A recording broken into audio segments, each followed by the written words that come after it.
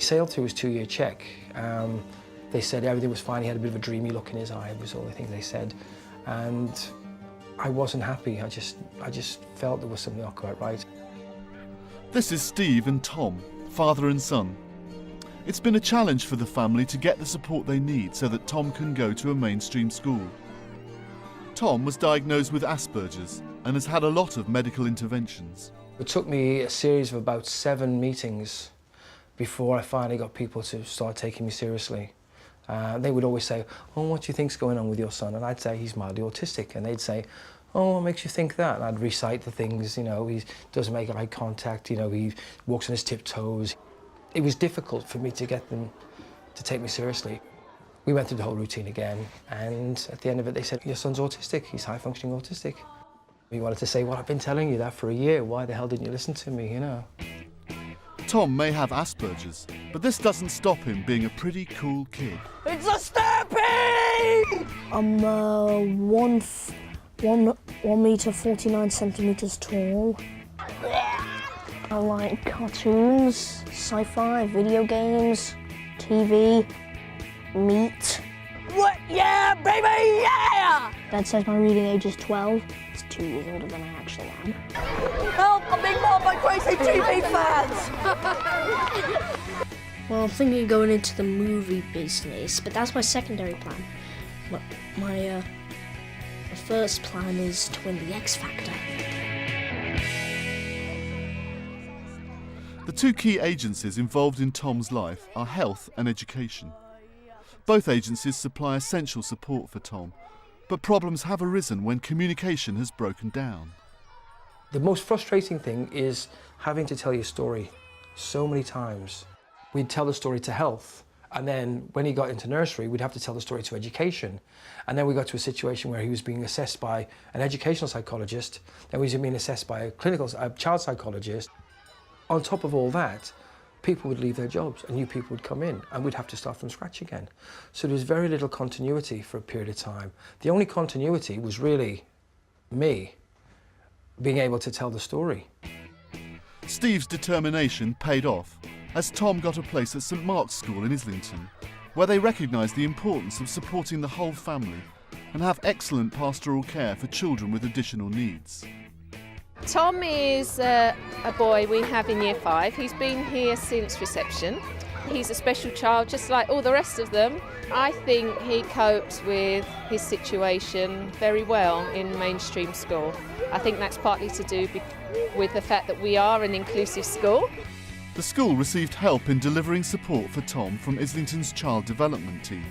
For 5 years, Tom's key worker was Leslie Platts, who is an advocate for the new Integrated Working Programme.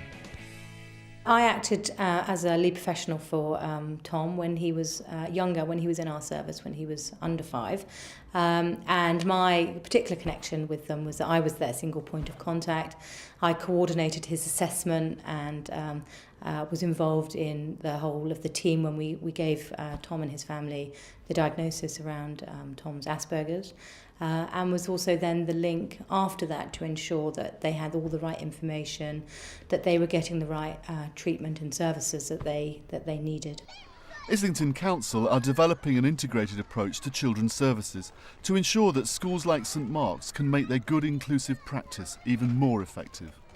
What the Integrated Working Programme does is to try and ensure that families have a single point of contact, that they don't have to go through lots of different services in order to get the service that they actually need.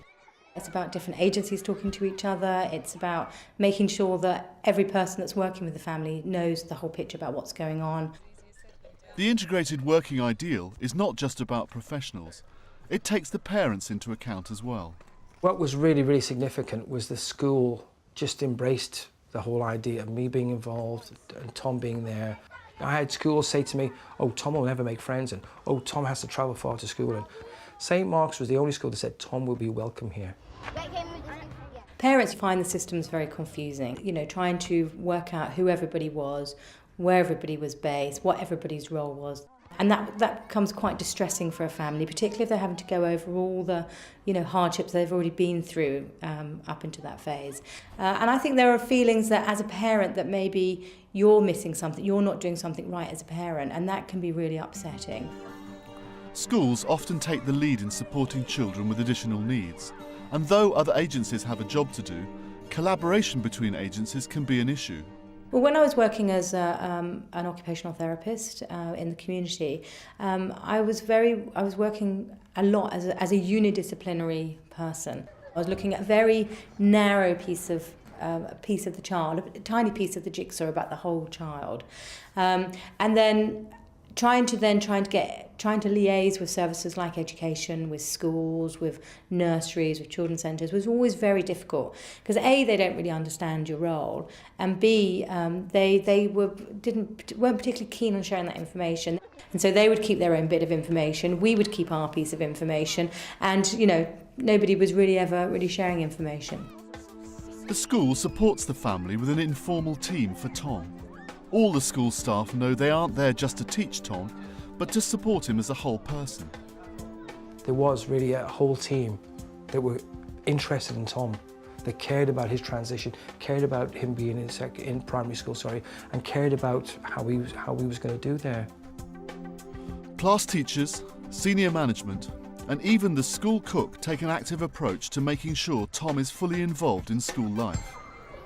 Routines for Tom are key, especially when he was in Key Stage 1. It was very important if his teacher wasn't going to be at school that he was informed, changes to timetable, that kind of thing, that he was notified. But as things have gone on, he is actually able to cope with them a lot better now, because he feels really secure and safe in the school, and because of the support that he knows is available for him. Class teachers are on the front line. They have the responsibility for the welfare of all the children in their class, as well as looking after children with specific needs. Mr. Miles just qualified, and he's an absolutely fantastic teacher, and he's really taken on board Tom's needs and met them accordingly in the classroom. Give me one of your best ones, please, Tom. 71 divided by 35 equals 2 remainder 1. That's fantastic, Tom. He's the highest flyer in my class in maths. He puts things together in his mind in a special way, and he's got his own way of doing it, but it doesn't mean I can't push him a bit further, really. OK, so how many have you got, Tom? 4. You've got 4. Tom, can I challenge you? Yes. Can you do some numbers that are bigger than 50? Yes, some division ones, and can you get 3 of them for me, please?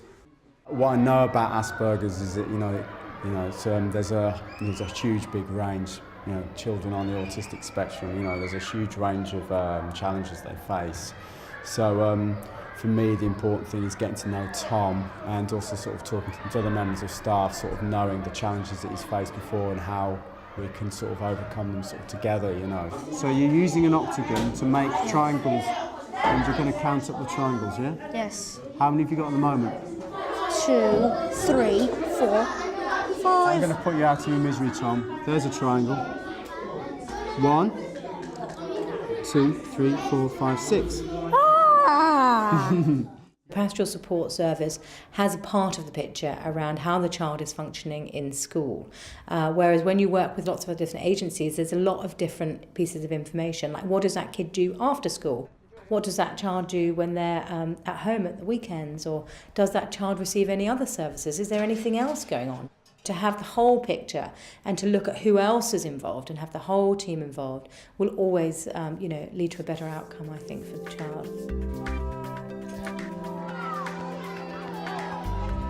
Bingo! Just a minute, quick question. Can I show them the thing I've got in my pocket? Hey, Kieran! They're listening to everything I say, because check this out. Little microphone pad, and they've stuck a microphone to my chest. So that's what that is then? Yep. Hello! In Tom's case, amongst all the changes, certain members of school staff have stuck with him, and this consistent approach really helps him. The people who've been constant have been able to fill the gaps for the people who haven't been constant, like the speech and language therapist might change not on a regular basis, but maybe on a yearly basis. But the one person who's there consistently to implement the programme is Sarah Hughes. I mean, when Tom first came to the school, I had more daily involvement with him because he'd had his statement before he came to the school, and we had to set up support for him so that he could settle in. I mean, we're a small school, so the children very quickly, even if there are changes of staff, the children pick up on that and get used to new people quite quickly. But especially for Tom, where he sometimes finds change quite difficult, and he likes routines. And I mean, to have a familiar face, myself and the other members of staff that have been here for quite a while, I think it probably has helped him over the years. Yes.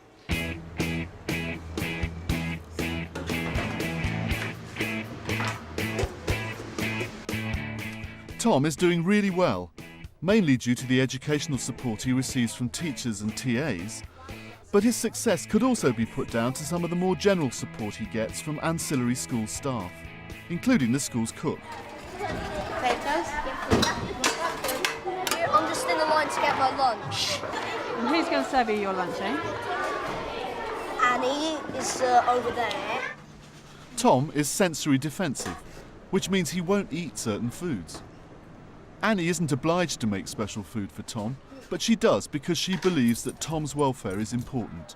Tom, he can't have anything like bolognese or any pies or anything like that, so if it's bolognese, I'll take some mince out and make him a burger. I've been here 5 years. Ever since I came here, I've been doing this for him. It's not hard, I just make sure that he has it, because I'd rather him eat something than not eat anything, you know? They just want to film me having a little chat with you about how you've helped me. Okay, so what do you think? Well, I think you're really nice because of all the stuff you've done for me over the years. Thank you, Tom. Most of the time I'm not really hungry, so I don't eat it, but when I am hungry, it's absolutely fabulous.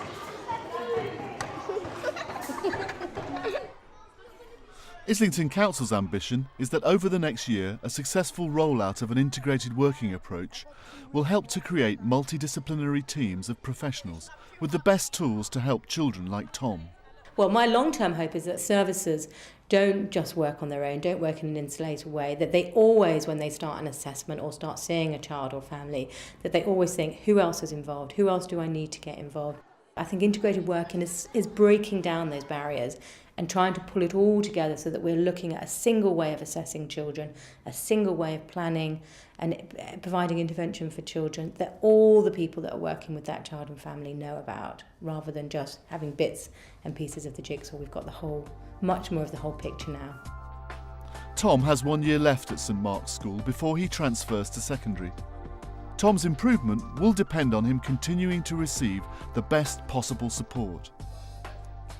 People tell me they are inspired working with him, and the amount of effort and work he puts into making everybody else's lives easy is a wonder to behold. It really is.